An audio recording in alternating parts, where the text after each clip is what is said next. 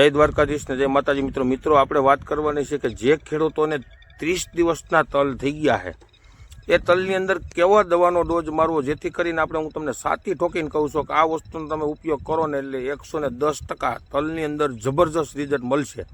જે ફ્લાવરિંગ બાબત છે, ફ્રૂટ બાબત છે, વૈધ બાબત છે, ગ્રીનરી બાબત છે। અને હવે જે ટૂંકમાં આપણે આગળ આજે દાખલા તરીકે 17 તારીખ 18 તારીખ 19 18 19 ને 20 3 તારીખ આવી રીતે આપણે છે ને જે વરસાદની આગાહી છે અને એની સામે રક્ષણ કરવું અને જે જીવાત છે એ જીવાતની અંદર જે ટૂંકમાં અત્યારે જીવાત લાગવાની છે તો એના સામે ટૂંકમાં આપણે એને સારો એવો ફાયદો। અને તલની અંદર જો કોઈ પણ ખેડૂતોને સાતથી ઠોકીને કહું છું ત્યાં સુધી કે રિઝલ્ટ ન આવે ને તો પૈસા કે ખેડૂતના દીકરા તરીકે કહું છું કે પૈસા મારી પાસેથી લઈ જાય। પણ શું કામ એવું મારે કહેવું પડે ખબર છે? કારણ કે તમે જ્યારે ઉપયોગ કરતા થાઓ ને અને જ્યારે રિઝલ્ટ આવશે ને ત્યારે તમને ખબર પડશે કે આપણે જે ખેડૂતોને જે સલાહ આપી, જે અભિપ્રાય આપ્યો છે અને જે આપણે અનુભવ પ્રમાણે તમને 100% સારો એવો કામ આવ્યો છે।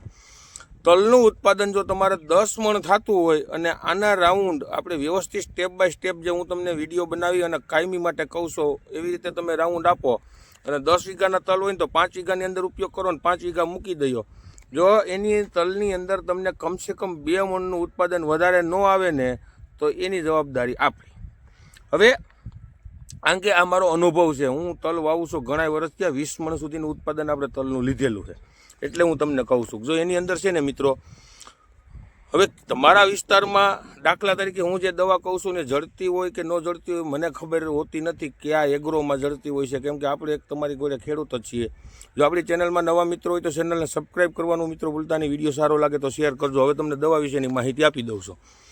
જેની અંદર જે હું દવા આપું છું ને એ છતાંય વધારે માહિતી તમારે લેવી હોય તો અહીંયા પિયુષભાઈના જે અતિથિ એગ્રોવાળા જે ભાઈ વેચે છે ને, હું જ્યાંથી દવા લેવા જાઉં છું એ ભાઈના નંબર નાખું છું, એની પાસેથી તમારે વધારે માહિતી મગાવવું હોય આ છે તે છે બધી માહિતી એની પાસે લઈ લેવાની।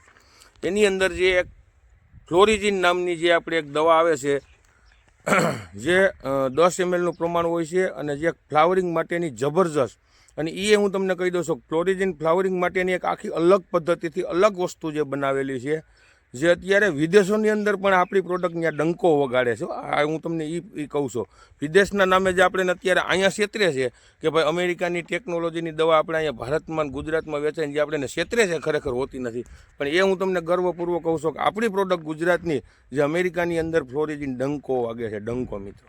એટલે કહેવાનો મતલબ એવો છે કે એવી સારી વસ્તુ ગોતવાની છે। ફ્લોરિજીન કોઈ પણ દુનિયાની કોઈ પણ પ્રોડક્ટ એની હરોળમાં તમારે ફ્લાવરિંગની હરોળમાં તમારે એ બાબત ફ્લોરિજીનની આઈલે લઈ લેવાની છૂટ ને કેનું રિઝલ્ટ વધારે આવે ને તમારે જોવાનું। એની સાથે 24-18નો ગ્રેડ જે લિક્વિડની અંદર 24-18 કરીને જે 11% નાઇટ્રોજન, ફોસ્ફરસ, પોટાશ, માઇક્રોન્યુટ્રન જે આખું એક સસ્પેન્શન કંટ્રોલ એટલે જે ટૂંકમાં સારી ટેકનોલોજીવાળું અને જબરજસ્ત રિઝલ્ટ આપણે લેવડાવેલા છે, સાટેલું છે, સાથે એ લેવાનું છે।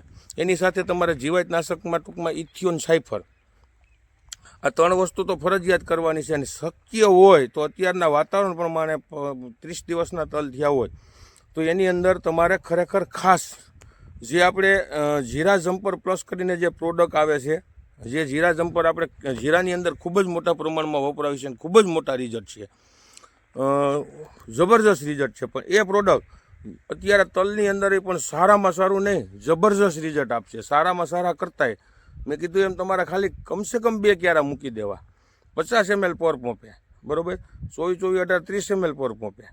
આ ખાસ તમે ધ્યાન રાખજો મિત્રો, આ 4 વસ્તુનો છંટકાવ કરવાનો છે। 4 વસ્તુનો છંટકાવ કરો ને એ જે તમે ખર્ચો કરો, દાખલા તરીકે 100-125 રૂપિયાનો પંપ થતો હોય એ 100-125 રૂપિયાના પંપની અંદર તમને કમસે કમ જો 1000 રૂપિયાનો ફાયદો ન થાય ને તો એ મારી જવાબદારી મિત્રો, કેમ કે ખેડૂત તરીકે તમને હું સલાહ આપું છું। અને ખાસ ખેડૂતોને મારી નમ્ર વિનંતી છે કે જ્યાં 4 પ્રોડક્ટ કીધી ને 4 પ્રોડક્ટ વાપરો, જેની જીરા જમ્પરની અંદર જે એમિનો એસિડ, સીવીડ અને એક લેન્ટેના કેમેરા કે જે કેન્દ્ર જે અલગ પ્રકારનું અલગ ટેકનોલોજીવાળું અને એક અલગ જ ટેકનિકલ છે જે આપણને ખૂબ જ મોટા પ્રમાણમાં રિઝલ્ટ આપે છે। જે સૂર્યપ્રકાશથી સીધું વધારે તડકો પડશે, વાતાવરણ ખરાબ થાય, વરસાદનું વાતાવરણ થાય, એના સામે બધી સામે એને છોડને રોગપ્રતિકારક શક્તિમાં વધારો કે જે એના સામે ટકી રહેવામાં ક્ષમતા, કોઈ પીળું પડ્યું હોય છે, દાખલા તરીકે પિયત આપ્યા પછી તમારો પાક પીળો પડ્યો હોય છે અથવા તો પીળો પડવા નહીં દે, બરાબર। આ ખાસ ધ્યાન રાખવા જેવી બાબત છે, ઉપયોગ ખાસ કરજો મિત્રો। અવનવા વિડીયો કાયમીથી કાયમી જોતા રહેજો. વિડીયો સારો લાગે તો શેર કરજો. જય જવાન, જય કિસાન.